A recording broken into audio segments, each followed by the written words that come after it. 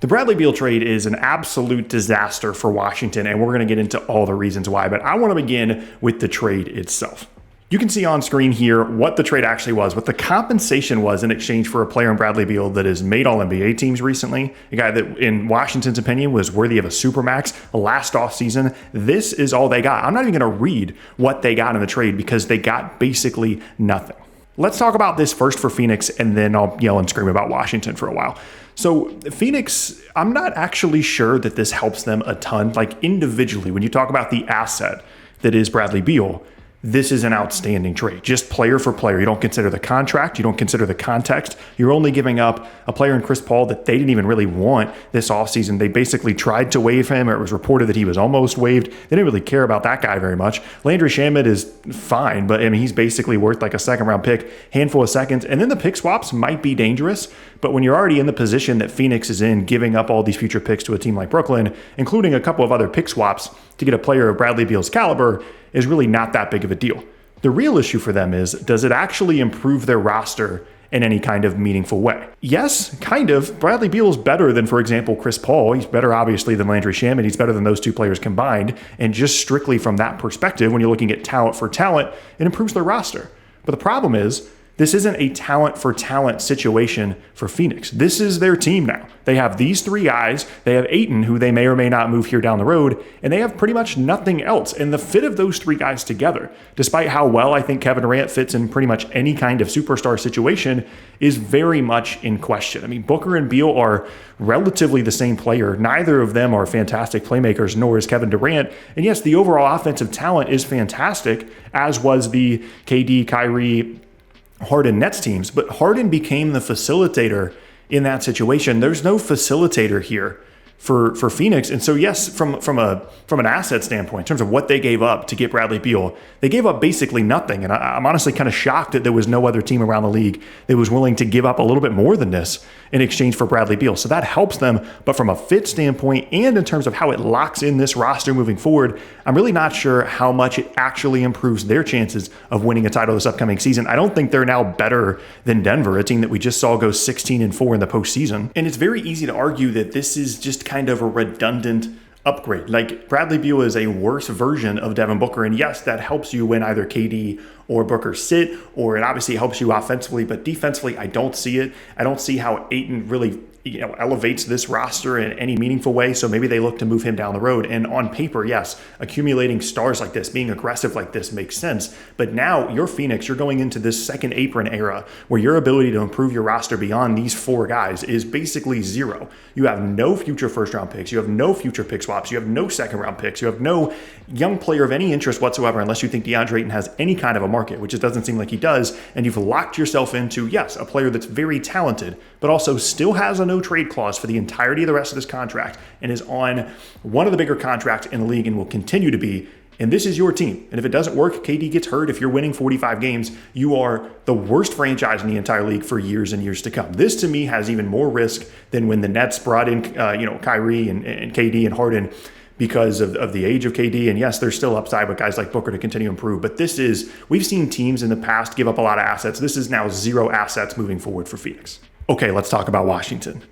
There's so many things to talk about. There are so many reasons to be upset about this if you're a Washington fan. And I'm going to try and be kind to the current front office and the people currently in charge, because it's not all the same people that made the decisions that led to this, that led to Bradley Beal going for basically nothing. Again, a guy that I mentioned in the beginning was worthy of a supermax contract in the former front office's eyes, and was someone that made all NBA teams, and a couple of years ago would have gotten a ton in return. And this package looking the way that it does isn't necessarily this front office's fault in itself. So I want to try and be kind to that. However, overall as a franchise, this is about as poorly as any team has ever mismanaged a star, a superstar, whatever you think Bradley Beal is, trade in terms of the compensation that they're getting in return. This is about as bad as it gets. You went from a guy that 2-3 seasons ago would have probably gotten you multiple future firsts, an interesting young asset, something along the lines of maybe what Donovan Mitchell got for Utah last offseason. And instead, they continue to run it back. They haven't made the playoffs in years. They haven't really been an interesting team in years. Some of that has to do with injuries. Some of it doesn't. And then The whole reason this compensation is as bad as it is because of the contract that they gave him last offseason. And of course, I said it at the time, and I'm going to say it again, the no trade clause. This might be the last time a player ever gets a no trade clause for the rest of the history of the NBA. It might never exist anymore, because not only did Beal get the chance to put himself on a team that he wants to go to, whether it be Phoenix or Miami, and force himself there, but he also forced Washington to basically not get anything in return for him, because he wanted the team, in this case Phoenix, to be as good as they possibly could be by the time that he got there. And that's only because of the no trade clause. Yes, the contract is a big deal in terms of the numbers. Yes, he's getting a little bit older. Yes, he hasn't been durable, but Bradley Beal should still be worth more than this. And the only reason that he isn't is because of the no trade clause, which again, when you're thinking about Phoenix here moving forward, the no trade clause is still a thing. It does not go away. So if down the road they think that they need to move him or recover some of these assets, it's not an option for them. I cannot overstate enough how much of a disaster in terms of asset management and mismanagement in this case this is for Washington. It's not just the compensation that they got back, it's that they actively led themselves towards this situation, and it's all their fault. It's not the fault of the people necessarily that are in charge there now, but as an organization, they put this on themselves. And quite frankly, this is one of the most interesting trades that we've had in a long time, because it might work. Phoenix might be very good, the offensive talent might be completely overwhelming, but this could also be a disaster for both teams. Washington now has pretty much no direction moving forward, in contrast to most star trades where you have some assets, you have some cool stuff to kind of look at.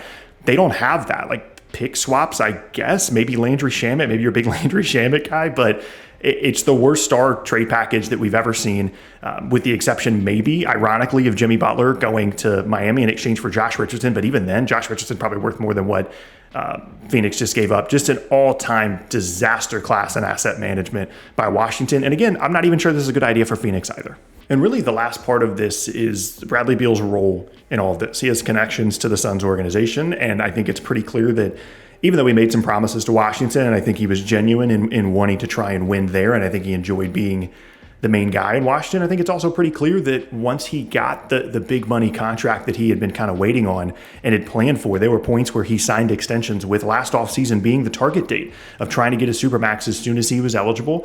And he definitely maximized, what he could get contract-wise out of Washington. And then pretty immediately after getting that big deal, may or may not have won it out, but was at least okay with getting moved. And, certainly there's a lot of blame on the organization for the no trade clause, for giving him the Supermax that they never needed to give him, for continuing to recommit to him when it certainly made so much more sense to move him a couple of years ago. But if I'm a Wizards fan, I think it's fair to put some of the blame on Beal here as well. Like I said, with some of those connections that he has to the Suns organization and the power that no trade clause gave him. And he could have just used it to get to a particular team, but he went so far as to use it to also make sure that Washington did not get very much back for him. There are plenty of other franchises that would not have been loyal to Beal the way that Washington was, and not have given him the contract and looked to move him way sooner. And I think it's definitely fair to ask and fair to be upset about, Bradley Beal's role in all this potentially, especially given now that he's been moved specifically to Phoenix because of some of the connections that he has there. Ultimately, most of the blame falls on, the front office guys that were in charge when they gave him the contract. But Beal is not blameless in this at all. And I honestly can't wait to see how this works out for both teams and what kind of impact this has on both of them over the next decade, really.